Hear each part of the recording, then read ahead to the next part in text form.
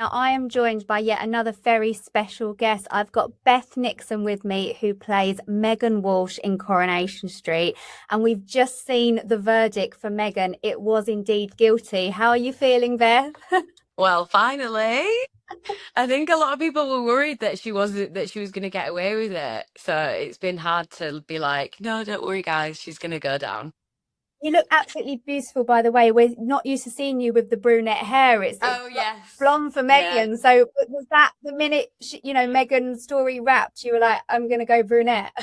Yeah, I can't. I'm really, when I'm not in a role, I change my hair all the time anyways. So to have blonde hair for 9 solid months was like, when we were filming the court, I was like looking at my hair and I was like, oh God, I can't wait to change this. Well, it looks lovely. You're luckily one of those people that can suit either. So Oh, thank you. lovely. Well, we've got to talk about this storyline because what an amazing ending. Did you always know that the plan was for Megan to go to court and be found guilty? Yeah, we didn't, when I first took the role, we didn't know like fully what was like going to happen, how long it was going to be, how long she was going to be there for. But it was always that she wasn't ever going to escape justice by dying or anything like that or being killed. So we always knew that she was gonna serve her time. Yeah. Yeah, absolutely. Because of course we've seen, the Theo storyline go the different way, the soap justice opposed to the real justice. So Yeah.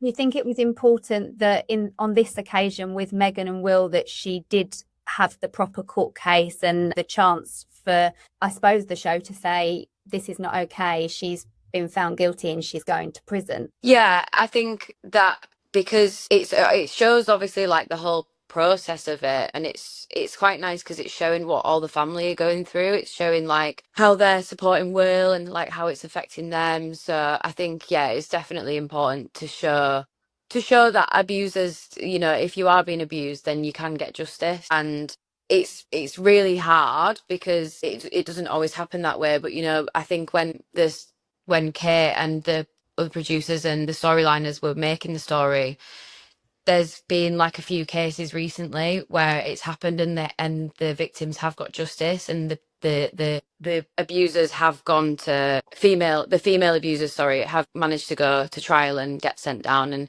I think about 5 or 6 years, which is what around about what Megan gets. So I think yeah, it's important, and it's also mirroring real life in a positive way. Even though it's obviously such a dark storyline, it's just showing that it can happen. It is hard, but it can happen. And yeah, obviously it's important to show that you can get justice, definitely. Yeah. And what's the reaction been like? Like, have you been able to go to your local supermarket without people seeing you and wanting to say something? And have you found it's helped people? I think because I've spoke about this before, obviously people recognize me and will speak to me about it, but I don't get any like I've not experienced like any abuse being shouted at me or anything like that. I think people obviously understand that it's not real and that I'm obviously not really obviously like that.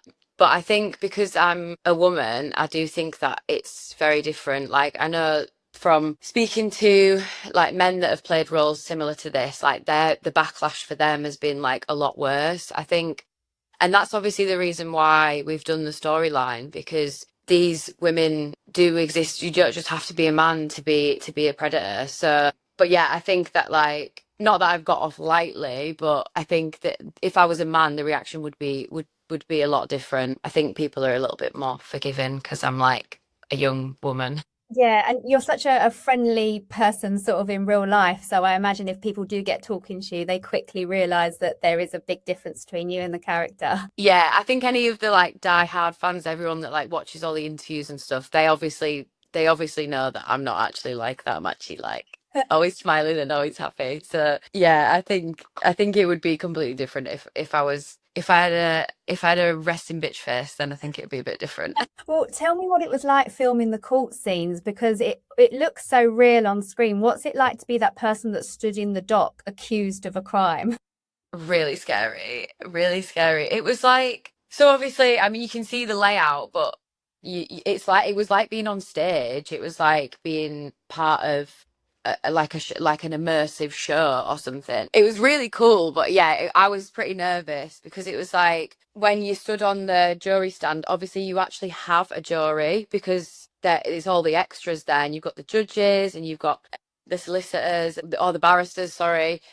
And then you've got everybody sat up there, like in the docks. No, In I the was in the docks, I think. Yeah, the public gallery. The gallery, that's it, in the gallery, yeah. So I was like this is like scary, but then I guess once they say action, you just kind of do it, and then you forget, you just get over yourself a bit, don't you? But yeah, it was a really, really nice way to end my time at Coronation Street because obviously everybody was there who I started with, like Rob, Kath, Aaron, Pauline, obviously Lucas as well. So it was nice to have, because it was on location as well. It wasn't at the studio, so it was really nice to have everybody there who I started the journey with. Yeah, absolutely. And when it doesn't go Megan's way, we see such a reaction from her, banging on the glass and shouting at everybody. And up until that point, she's always been quite composed, I suppose, throughout this whole thing. So what was that like for you to see her lose it like that in the moment, knowing that she just lost? I think she always keeps herself really, really contained. Like she's really good at that, but she always lets it slip around Will.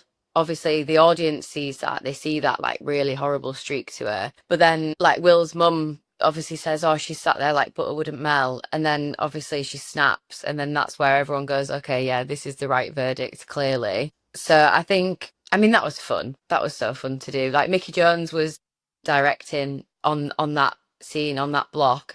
He did the whole court case, and he was like, just go for it. He was like, just go for it. And because I was like, what do I do with these lines? Like, I don't know. I think that when you have something like that, like for me, I can't overthink it. I don't plan it. I just kind of did it and see how it came out. And then I was like, to Mickey, I was like, was that okay? Was that too much? I don't know. I thought it was really But yeah, I mean, it's always fun, isn't it? Having like an outburst, getting to scream at everyone. Yeah, absolutely. Because at that point, she's done for. There's no coming back from that. So Yeah. obviously, yeah, you say that she's sentenced at 5 to 6 years. So is this the last we've seen of her? No other surprise pop-ups anywhere, or can you not say? We'll see. Once you wait and see. I mean, I suppose, there's always the Corrie prison visiting room is normally a very busy place. So if there's an opportunity to see her in that sense, would you be up for doing that? I'd love to, yeah. I'd love to. I'd love to. Any opportunity to come back, I would always come back, like definitely. I mean, I loved it so much. I cried so much on my last day. Jude, who plays Sam, posted a picture. Did you see it? Did. And I was like, oh my God, you can see like the tears in my eyes still. I'm like that.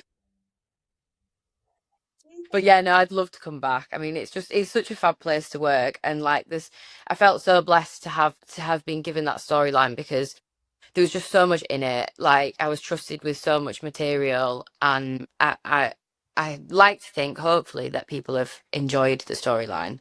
So yeah, I'd love to see Megan in prison. That'd be great. How do you think she'll cope in prison? I mean, I think that she's obviously very manipulative, and she's always able to like worm her way out of situations, but obviously there's a real broad range of personalities that are going to be in prison with her. So it depends who she's with, like what kind of like who she shares her cell with. I think that Megan's very like adaptable. I think she's a bit fearless in a way because obviously the things that she does, she doesn't think about them too much. She kind of just does whatever she wants and then deals with the consequences afterwards and tries to like image like like fix her image after. But I think that she could either be like getting tortured or she'll thrive. It goes one or two ways. I feel like she could potentially thrive off like being in control with people, but hopefully she's getting tortured. She could be top dog or Yeah, not at all. exactly. That's the words I'm looking for. Yeah, absolutely. And like I said, we often do, revisit, when Debbie was in prison, we saw Lou Michaelis pop up. And Yeah. of course, other characters that have gone to prison over the years have bumped into people that are in there. So if there's the opportunity to do that, would you love to? I'd love to. I mean, I'd love to bump into Lou. I'd love to bump into Lou and do some scenes with Farrell. Farrell's a really good friend, so I'd love to do some prison scenes with her. That'd be fabulous. That would be Lou amazing. would absolutely have a life as well. Lou would have Megan's life. So I think Lou would definitely put her in her place for Yeah, sure. we'd love to see Lou again, actually. I thought she was an absolutely fantastic Oh, she was character. such a great character. Like, I'd love to see her back. She was fab, like so fab. How long did she get in prison? I don't know because that's something, yeah, I have to look that up because I feel like there's definitely scope for her to pop up and all the kids are on the street with Sally and Tim. So Yeah, yeah, definitely. hopefully we'll see her again. We'll break her out. Yeah. Now I've got to ask you about some of your favourite moments of this storyline because while it was obviously quite, dark and gritty to film at times, you've had some brilliant moments and some brilliant enemies that.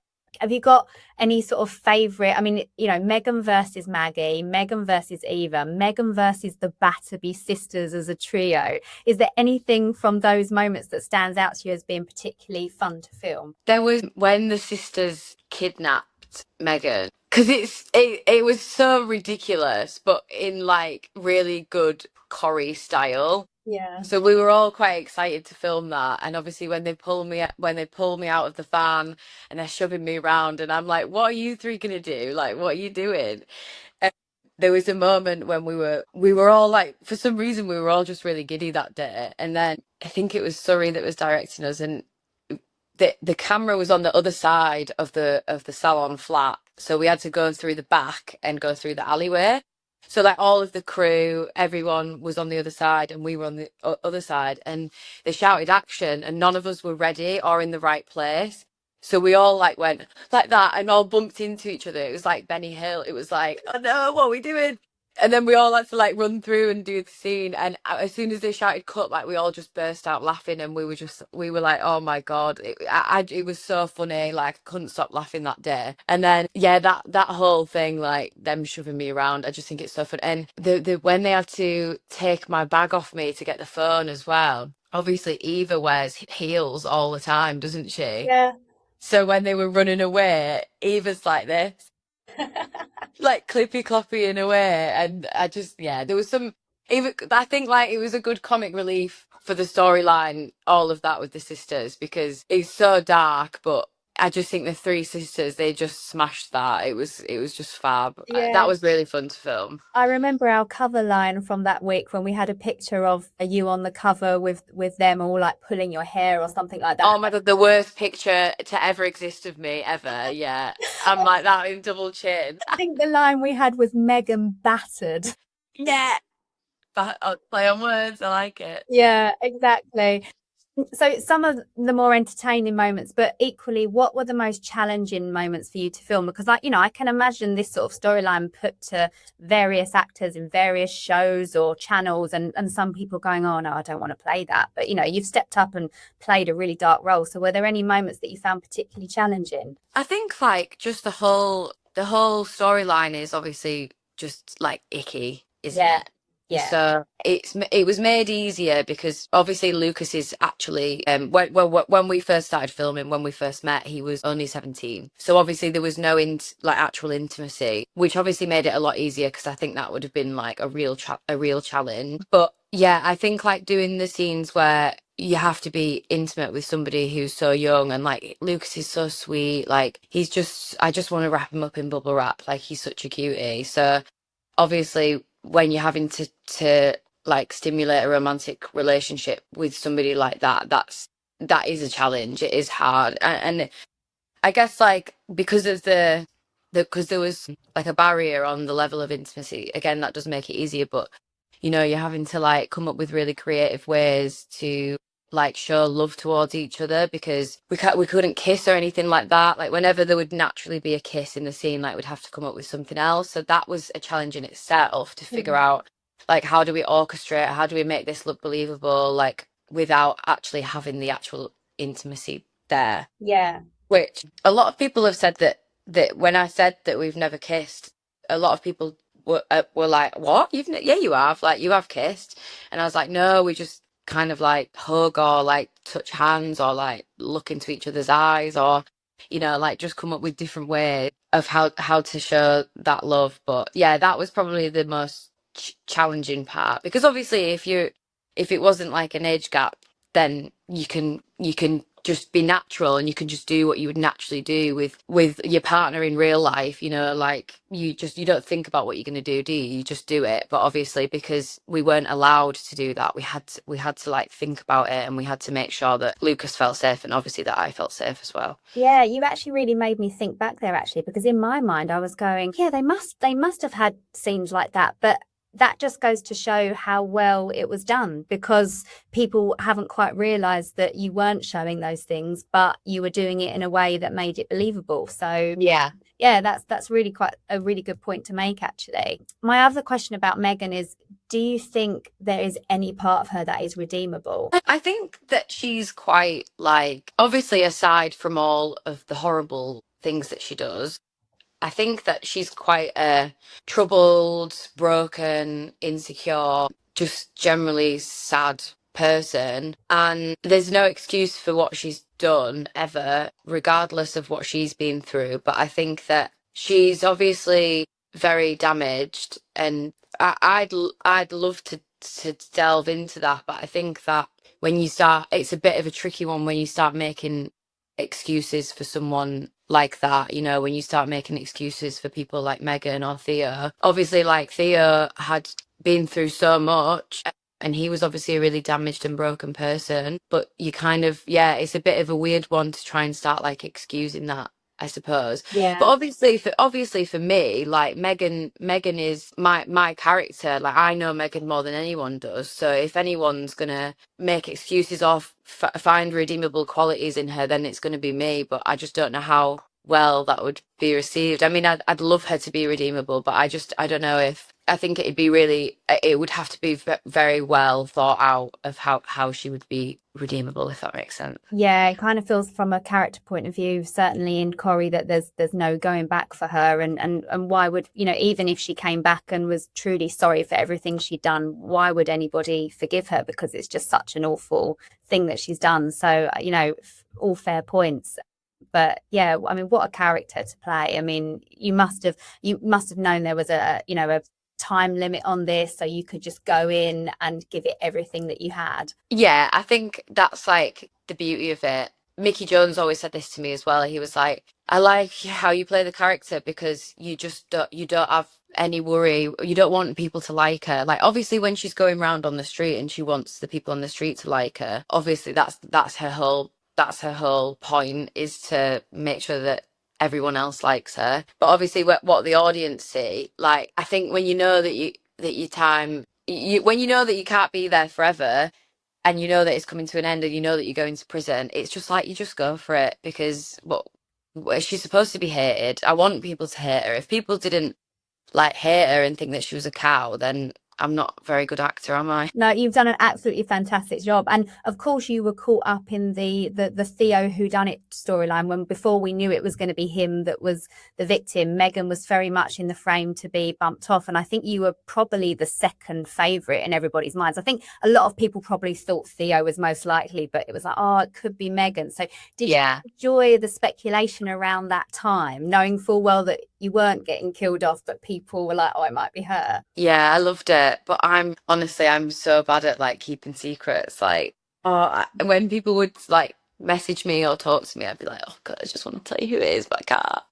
I managed to keep it kind of a secret. But yeah, it was so fun to see that. And like, I think a few people thought, I saw, because I read everything. I read all the comments, I read Twitter, everything.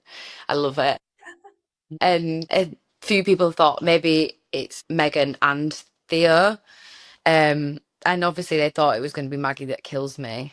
I mean, she was probably the most likely to kill me, wasn't she? She's Yeah. already kind of a murderer. So yeah, that week was so fun actually. Like, I think like watching it every night and watching each individual story, like, that was, yeah, I loved Murder Week. It was great. I think one of my favourite things about the initial flash forward was that Megan suddenly had a fringe in it, and everybody was like, oh, Megan's got a fringe. Like, that was the thing that everybody honed in on. I saw on Twitter, because obviously everyone was doing their theories, and somebody posted a picture of me with the fringe, and somebody put, plot twist, Megan's fringe kills Maggie.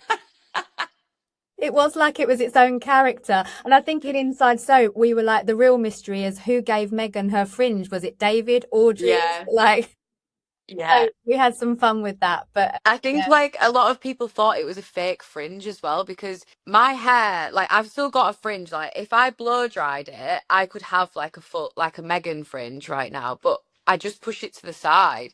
So everyone was like, the continuity is a bit off here because her fringe is like, she hasn't got a fringe. And I was like, guys, Megan's on trial. She doesn't have time to blow dry her fringe. She's got bigger fish to fry than the fringe. absolutely. What a funny little thing to happen there. Yeah, I think it was quite good. Like we didn't even really necessarily plan it like that. It's just how the timing works with it. And then it was like, boom, there's a fringe. And I it love was that. like, I think, I love that Rudy's involved. He I got know. animated by the fringe. I don't think Rudy liked the fringe. I think Rudy's like, please don't bring the fringe back. No. What's your proudest moment of the whole run? Proudest moment. I struggle with things like this because I really downplay everything to myself. I don't ever like let myself be proud of myself. I think when we had to do the scene where the three sisters are in the back room of the Rovers and they confront me for the first time, I was so nervous for that day, like so nervous. I'm feeling like really like, oh my God, why have I chosen this as a career? Like feeling like emotional, like imposter syndrome. And then when it came out, the feedback was amazing. The feedback was so good from that scene, and like being able to read like everyone's opinions on it, and I mean the three sisters smashed it as well. But obviously, I'm having to tell like a lot, basically like, play a character that's lying through her back teeth and get the tears, and obviously crocodile tears. I think there was quite a lot of like layers to how I could have played it. And I mean, whenever I film a scene, I never walk away and think, yeah, like I smashed that. Like you can always do better. For me, I just think you could always do it better, and everything's subjective as well. So you could think that you did amazing, but somebody else might think that you did absolutely shit. So I think like seeing the feedback to that, it made me feel. I think that did make me feel proud actually. Yeah, it Yeah, made me feel proud. I was like, we've done it. We've done like I think that was I pulled it off. I think. I love that scene because it was great watching Megan try to play them and all the different personalities of the sisters. And you kind of had Leanne raging and Toya trying to kind of keep control, and Eva kind of playing this game of, yeah, okay, Megan sees her out and then says, yeah, I don't believe her at all. And I think that was a really great kind of almost little mini play that the four of you did in that Yeah. series, which was really, really good. So I completely agree with you on that. Thank you. What else was going to say to you? You played such a dark character. So while you were on the street, if you could have swapped storyline or places with any other Corrie character for a day, who would you have loved to have played? That is such a good question. A lot of the storylines are pretty dark, to be fair. Do you know what? I think watching Sarah's storyline at the moment, and my God, Tina O'Brien, I have been absolutely blown away by her this week. Like when she confessed to Todd, I'm getting goosebumps talking about it. She is so good, and I just think like I watched that and was like, God, I'd love to do a scene like that. Like that'd be a really good scene to do. So maybe because she's obviously trying to like and when she was drunk in the Rovers, so fabulous. Like obviously it's like that's again comic relief in a dark story, but she just played it so well. I think I'd love to do a drunk scene actually. So yeah, maybe swap with Sarah. That'd be good. When did you, as a cast, find out that Sarah was the killer? Because I know they have to keep these things pretty secret.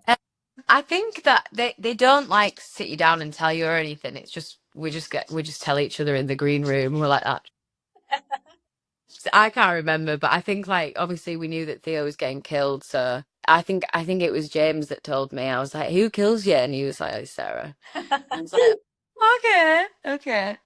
You may or may not know that you are nominated for Best Villain at the Inside Soap Awards, and you're up against James from Corrie, and of course a whole host of brilliant names from the other soaps. But also, Megan's grooming of Will is nominated for Best Storyline. So, how does it Yes. feel to earn those two nominations after the storyline that you've done? I mean, amazing. I mean, James has absolutely smashed playing Theo. Like James is unbelievable. So he really deserves that. I just feel blessed and honoured and grateful. And, you know, I think when I started the storyline, I just kind of didn't really have any expectations of what might happen with it or how it's going to be received. But I think that people have received it well. So like to get the recognition, I mean, I obviously worked really, really hard on it, and it's, you know, been like almost a year of my life. So I think to even just have a nod to it is just, yeah, I'm more